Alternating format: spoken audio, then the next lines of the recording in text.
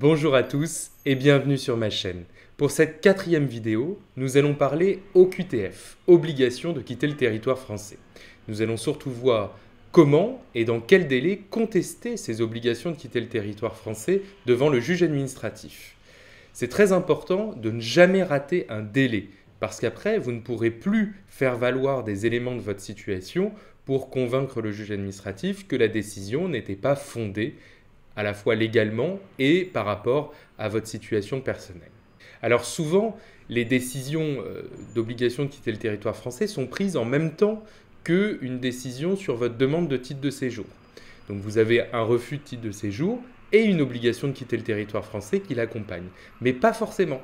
Vous pouvez aussi faire l'objet d'un contrôle de police qui révèle que vous êtes en situation irrégulière et le préfet décide de vous faire obligation de quitter le territoire français.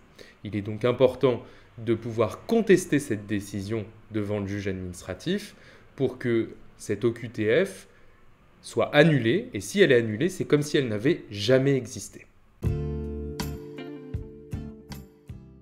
La première chose à regarder lorsque vous recevez une obligation de quitter le territoire français, c'est si cette OQTF vous laisse un délai ou pas pour organiser votre départ. Généralement, ce délai est de 30 jours.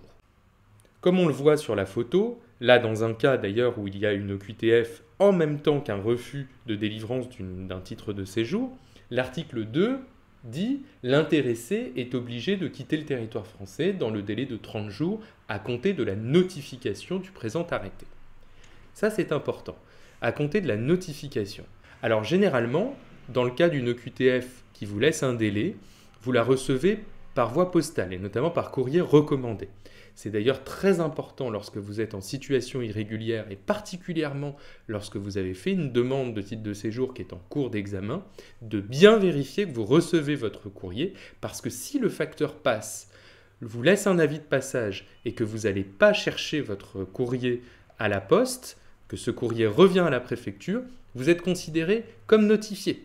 Donc un jour, vous apprendrez l'existence de cette décision d'OQTF, mais vous ne pourrez plus la contester parce que le délai de recours sera terminé. Donc c'est extrêmement important de toujours aller chercher vos recommandés et de vous assurer que vous avez bien les avis de passage du facteur.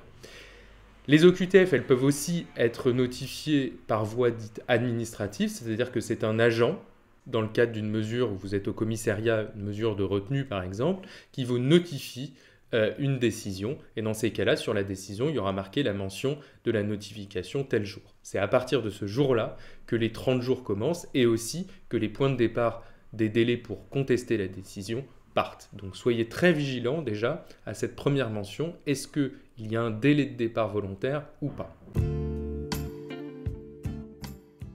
Pendant ce délai de départ volontaire, vous ne pouvez pas être expulsé ni placé en rétention. Par contre, pour savoir combien de temps vous avez pour contester la décision devant le tribunal, il faudra sûrement retourner la page de la décision. Vous avez souvent cette mention au verso « Information sur l'aide au retour et notification des voies et délais de recours ». Il faudra donc être particulièrement vigilant à ce qui est écrit. Vous avez deux hypothèses. Soit le délai de recours est de 30 jours. C'est plutôt l'hypothèse, on va dire, tranquille, puisque vous avez le temps de préparer un recours, de contacter bien sûr un avocat, c'est préférable, et surtout de déposer une demande d'aide juridictionnelle. Et sachez qu'en déposant une demande d'aide juridictionnelle pour faire un recours contre cette décision, cette demande suspend le délai.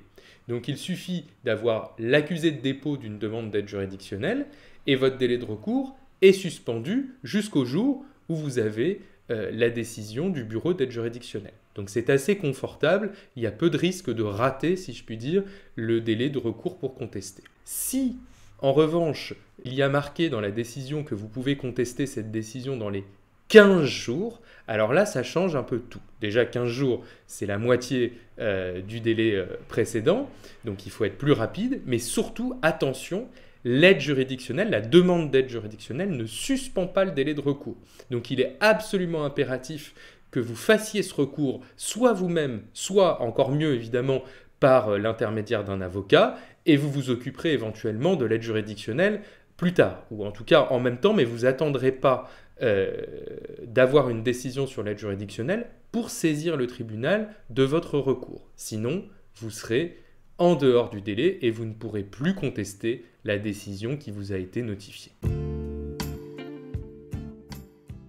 Voyons maintenant l'hypothèse d'une OQTF sans délai. Dans ce cas-là, le délai de recours est très bref puisque c'est 48 heures. Et 48 heures, c'est un délai heure à heure. C'est-à-dire que si, par exemple, un agent de police vous notifie la décision le vendredi à 15h38, la fin du délai pour contester la décision, c'est dimanche à 15h38. Donc, attention, parce que si vous êtes une minute trop tard, vous prenez le risque que votre recours soit irrecevable et vous ne pourrez même pas faire valoir le moindre élément de votre situation devant le juge puisque votre recours sera rejeté sans qu'il y ait même une audience. Donc faites très attention. Concrètement, si vous êtes libre, c'est-à-dire si vous repartez du commissariat avec votre décision d'OQTF sans délai et que vous n'êtes pas placé en rétention, ce qui arrive parfois, soit vous contactez un avocat qui est tout de suite disponible pour faire ce qu'il faut. Soit, pour une raison ou une autre, vous n'en avez pas, vous n'arrivez pas à joindre un avocat, il faut faire le recours vous-même. Pas de panique dans ces cas-là. Faites un courrier qui explique pourquoi vous contestez cette décision et vous pouvez soit faxer ce courrier, ce recours au tribunal administratif qui est indiqué dans la décision. Normalement, vous avez le tribunal administratif qui est compétent pour statuer sur votre recours. Donc vous pouvez le faxer si vous avez cette possibilité. Si c'est compliqué, allez même au tribunal directement. Si c'est pendant les heures d'ouverture, vous pourrez déposer votre recours au greffe qui va indiquer la date et l'heure à laquelle vous l'avez déposé. Et s'il n'y a personne au greffe, parce que c'est en dehors des heures d'ouverture, il y a souvent ce qu'on appelle un horodateur, c'est-à-dire vous glissez votre courrier dans une petite fente et ça indique la date et l'heure à laquelle vous déposez ce recours. Ensuite, ce recours, vous le déposez dans la boîte aux lettres et on ne pourra pas vous reprocher d'avoir agi tardivement puisqu'il y a la preuve de la date et de l'heure à laquelle vous l'avez déposé au tribunal. Maintenant, prenons l'hypothèse où vous êtes placé en rétention dans la foulée de la notification de l'OQTF.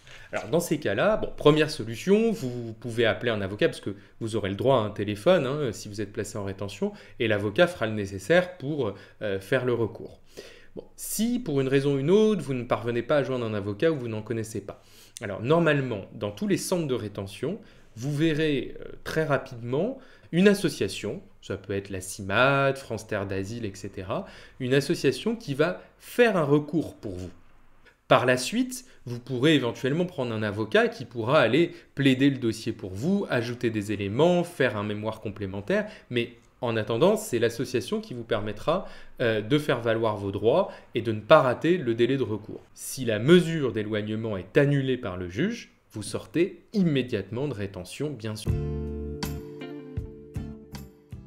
Alors, si jamais vous devez faire votre recours tout seul, ce qui est important, c'est donc de faire un courrier précis qui précise vos noms, qui mette un minimum d'arguments, c'est-à-dire en gros, il suffit de dire que la décision porte atteinte à votre droit à une vie privée familiale parce que vous êtes là depuis longtemps, parce que vous avez toute votre famille, vous contestez, vous mettez un petit peu d'éléments sur votre situation familiale et surtout vous signez votre requête. Il faut qu'elle soit signée, donc n'oubliez pas de la signer.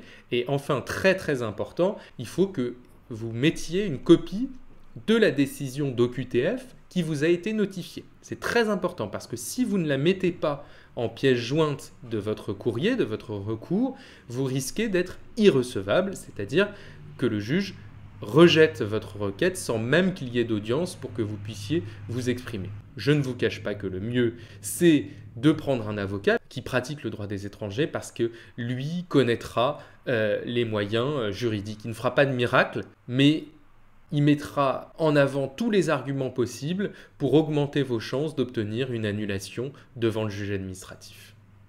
Donc pour résumer, lorsque vous recevez une obligation de quitter le territoire français, vous allez immédiatement regarder si un délai vous est laissé pour organiser votre départ. Regardez derrière la décision combien de temps vous avez pour contester la décision auprès du tribunal administratif.